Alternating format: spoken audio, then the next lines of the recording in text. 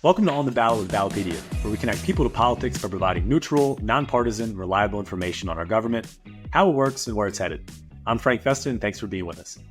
This weekend, on Saturday, May 4th, Lubbock is looking to become the sixth city or locality in Texas to try and decriminalize the possession of small amounts of cannabis. Ordinances have passed in Austin, San Marcos, Killeen, Denton, and Elgin, with upwards of 70% in favor of each of those votes. But those ordinances have yet to have any meaningful implications, as Texas's Republican Attorney General Ken Paxton has sued to block them from going into effect. Now, with Lubbock looking to do the same, citizens, supporters, and those in opposition are all eager to see if Paxton will add Lubbock to that list. I'm joined now by the Texas Tribune's Jayme Lozano, who's a Lubbock-based reporter covering the South Plains and the Panhandle, with more on her coverage of Proposition A. Jayme, thanks for coming on the show. Thanks for having me. Yeah, so first, Jayme, how did Proposition A get on the ballot in Lubbock in the first place? So Proposition A started with the Freedom Act Lubbock, which is tied into Lubbock Compact. It's a local advocacy group out here, but they really wanted to focus on what they could get from law enforcement numbers regarding arrests on marijuana possession. So they collected that data and compiled a report that they say showed disparities in how Lubbock police enforce their marijuana-related crimes. With that, the group kind of took that on as their mantle. They went on to start a citizen-led petition, and it was actually a very successful petition at that. They gathered more than 10,000 signatures. So all of this to have the city council vote on this ordinance that would decriminalize 4 ounces of marijuana or less within city limits. Of course, we got here because the city council unanimously voted to reject that ordinance. And about a month later, the city accepted the group's request to put it on the ballot for voters to decide. And that's where we're at now. And in the broader context, what is the current state of legality when it comes to marijuana across Texas? Well, Texas is a very conservative state, and their marijuana policies reflect that. The state has long resisted efforts to legalize recreational marijuana, and this is even as we see dozens of other states in the country do so. Back in 2015, though, Texas did go ahead and start a compassionate use program, which is, a very narrow window type of program for medicinal marijuana use. And even with it being a narrow window, there are a lot of Texans enrolled in that program. There's about 69,000, and they are able to use medicinal marijuana as a result, just to deal with certain ailments or diseases. Aside from the program, though, Texas lawmakers, they have drawn a very, very strict line in the sand whenever it comes to marijuana laws and legalizing marijuana for recreational use, or even for lowering penalties for possession. So with that, we see a lot of lawmakers, just about every session, the last few, who will come up, and usually they're Democratic, and they'll introduce bills that in some way affect this, whether it is lowering penalties or just even trying to expand the medicinal use program. Those bills, though, rarely have any traction in the state legislature. I believe the last one that was filed in the last session focused on reducing the penalty for possession of just 1 ounce of marijuana. So even less than what Lubbock is trying to do now. And even then, that bill made it past the House, and then it died in the Senate. So we really don't see that drive on a bigger level for marijuana legalization here. I got you. And then, as I mentioned at the top of the show, similar attempts to decriminalize small amounts of marijuana possession have been shot down at the state level in the last few years, and are currently the subject of a suit led by AG Paxton that I believe was launched in February of this year, if I have that right. And where does that currently stand, and how is it affecting and kind of looming over Lubbock's vote on Saturday? Well, the interesting thing is that the cities that Paxton did sue, they were the cities that inspired Lubbock's movement. So that lawsuit, whenever it was filed, or whenever they were filed, I should say, it didn't deter the Freedom Act Lubbock movement as much as one would expect. They very much saw it as, okay, well, we have to get past the first hurdle and get this voted in, and then we can address that. But the organizers were largely of the sentiment that these lawsuits are directly going against what voters have already said that they wanted. As you mentioned at the top of the show, all 5 of those cities, they had overwhelmingly support from the voters to pass those ordinances. And so now there's not really much movement on those lawsuits for now. We know that the city of Austin has acknowledged that they do have the lawsuit. But really, it's just something that right now in Lubbock, the organizers are trying to kind of put on the back burner for a later problem. What they are addressing, though, with his lawsuit is just what they say is misinformation. So, he mentions in his statement about the lawsuit that a lot of the cities are adopting amnesty and non-prosecution policies that violate state laws. And they say specifically that that's not the case because this is how the democratic process works whenever you have a citizen-led petition for a local ordinance. So it's really interesting to see how these local and state differing opinions are really kind of hampering in on our election season.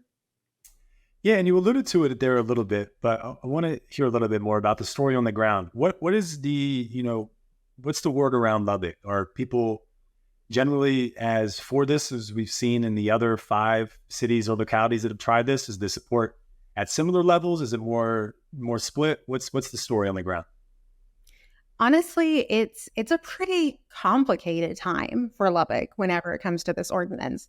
Initially, there was a lot of support for it. And that is, of course, how I mentioned they had more than 10,000 signatures.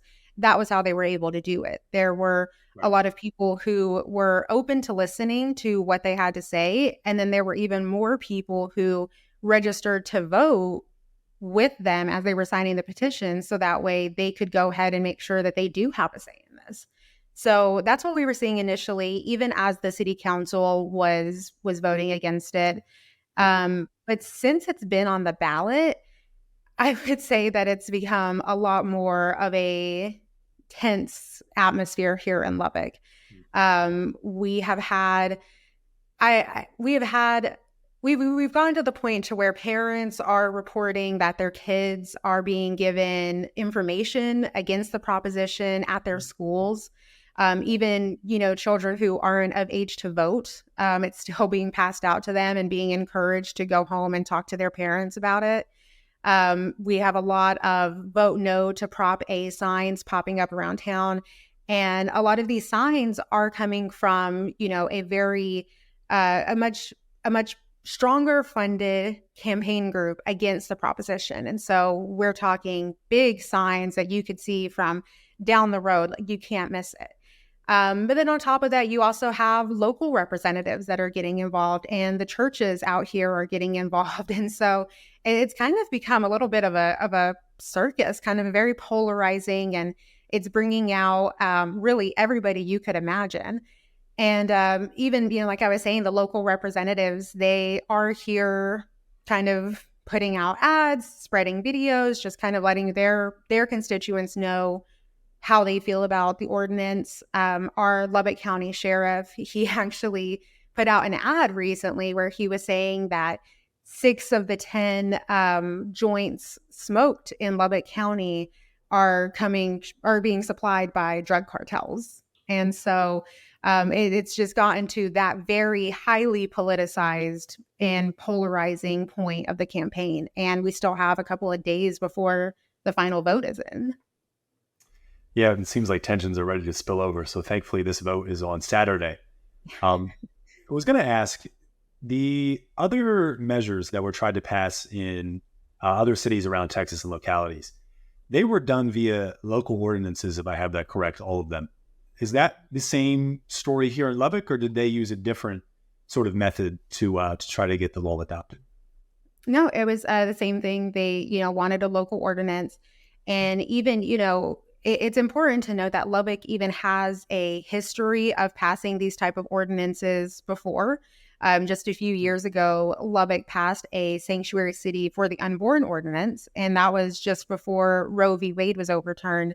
And even if you look at how that topic played out in Lubbock, the city council rejected the ordinance, didn't want to have a say in what that looked like before the state does.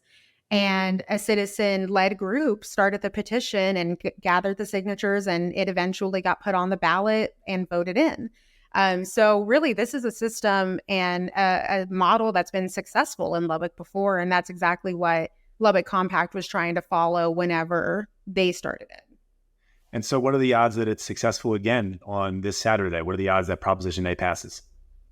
Well, that's so hard to say, because whenever you look at the sanctuary city for the unborn ordinance, a lot of the people who were for that ordinance and who supported it, voted for it, everything, are also coming out and speaking against Prop A, against the marijuana ordinance. And so you have, just like I said before, very polarizing views on this that are really coming from both sides. And that's where it's kind of still too early for me to guess. We've had incredible early voting numbers for this election. Like I mentioned before, Freedom Act Lubbock was helping people register to vote as they were getting signatures. So it could be a result of that. On the other hand, a lot of the early voting that's happened has been seen in the more conservative parts of town. And so it would seem as though that could also be playing into why we're seeing these projections pop up. And we also know that a lot of the conservatives are against this. So all of these factors are going to play a role in how this election turns out Saturday. And if it doesn't pass, I feel like a lot of times these things come back around, right? If it fails to pass, the supporters regather troops and then they get it back on the ballot in another term. Is that kind of what's expected to happen if it doesn't pass, maybe? That is what's expected to happen.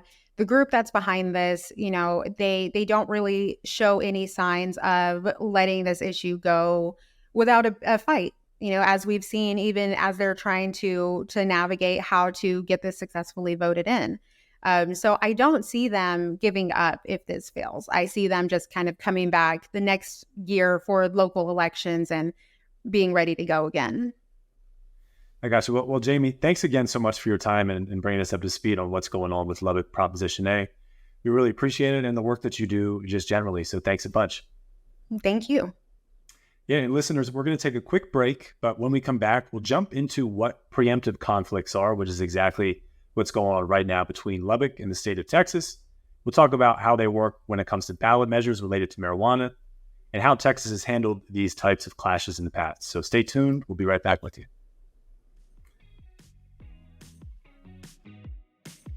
Hi, I'm Hannah Nelson. I'm the External Relations Manager at Ballotpedia. We're kicking off our Ballotpedia Society membership campaign, where we hope to grow our team of donors who generously chip in each month to support Ballotpedia. BPS members are key to helping us expand our vital tools that give voters the important, robust, and reliable information they need to make informed decisions at the ballot box. By pitching in monthly, you'll provide invaluable support to our work, delivering neutral, accurate, and easy-to-understand information to voters. As a BPS member, you will receive exclusive updates from Ballotpedia and insider access to information from our staff of experts. Ready to join? Please visit donate.ballotpedia.org/ontheballot2024 to make your donation today. Thank you for being an important part of our team. We couldn't do it without you. Welcome back to On the Ballot. I'm Frank Festa. Proposition A, like we were talking about before the break, is an attempt by Lubbock, a locality, to pass their own law, which happens to be in direct conflict with the state-level law governing Texas at large. In political lingo, this is what is known as a preemption conflict, which happens when a higher level of government is used to overrule authority at the lower level. Joel Williams is a staff writer on our Marquee team, which covers high-profile elections around the country, and he's here to fill us in with more about what preemption conflicts are and how they work. Joel, thanks for coming on the show. Yeah, thanks for having me. Good to have you back. Now, I gave a shorthand definition of what a preemption conflict is, but let's go a level deeper if we can. they happen for all kinds of different reasons, right? Yeah, I mean, any policy area where there can be disagreements, there can be a preemption conflict. We've covered them all, ranging from access to firearms, COVID-19 pandemic measures, sanctuary city status is a big one. But we've even covered things like plastic bag bans and GMO food bans and, rideshare access. And any sense of which type of conflicts we see the most, or is it pretty scattered? It depends on, timing or maybe the type of state, those kinds of things.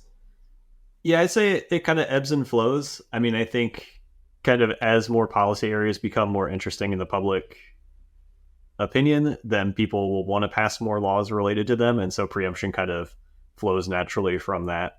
So I'd say, a couple of years ago with sanctuary cities, obviously the COVID pandemic measures were another one recently. And then now that marijuana decriminalization is becoming more popular across the country, we're seeing more of that.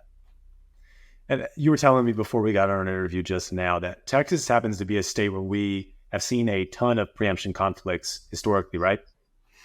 Yeah, I mean, it's a big, diverse place. So there's, every type of government, every type of, rural, urban, big city, small town situation that can all pass their different types of laws. And the Texas legislature over the last decade or so has also been pretty active in passing its own preemptive level state laws. So that gives us even more avenues for conflict there. And how about when it comes to marijuana legalization or decriminalization specifically? I know, as you mentioned, we've been seeing it more and more as the legalization landscape across the country becomes more and more complicated. But can you highlight a few of the recent preemption conflicts that we've seen related to, a locality like Lubbock trying to move ahead with legalization or decriminalization in the state, swooping in and blocking an ordinance or a new local law? Yeah, so in terms of this exact scenario, the closest analog is probably Tennessee. So in 2017, their state legislature passed a law that preempted ordinances that decriminalized marijuana in Nashville and Memphis. So that's like the most exact thing.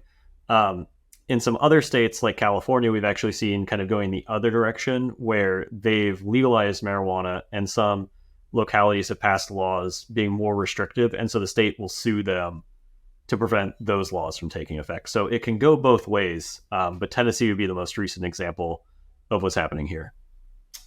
It's kind of funny, right? Because that's the opposite of what's happening in Texas. I guess it makes sense. Yeah. But interesting to compare Texas and California there. Do you have any sense what happens generally in the aftermath of a preemption conflict? Jayme kind of laid out what might happen here specifically in Texas with Lubbock Proposition A, but what about more generally speaking? Yeah, I mean, with most things in the American legal system, it's lawsuits. So you either sue or you get sued. The city can always challenge in state court and say, hey, we think this law is unconstitutional. Or the state can swoop in and sue the city and ask a court to prevent the ordinance from going into effect because it violates state law. So those are usually the two main options, but just in like the broad general sense. All right. Well, thank you again, Joel, for coming on the show and filling us in. We really appreciate it. Yeah, thanks for having me. And for our listeners, you can learn more both about Lubbock Proposition A and our coverage of local ballot measures and preemption conflicts at the links in our show notes. We'll be back next week with another episode. Make sure you subscribe to On the Ballot wherever you listen to podcasts. I'm Frank Festa, and thanks for listening and watching if you're following us on YouTube. We'll see you next week.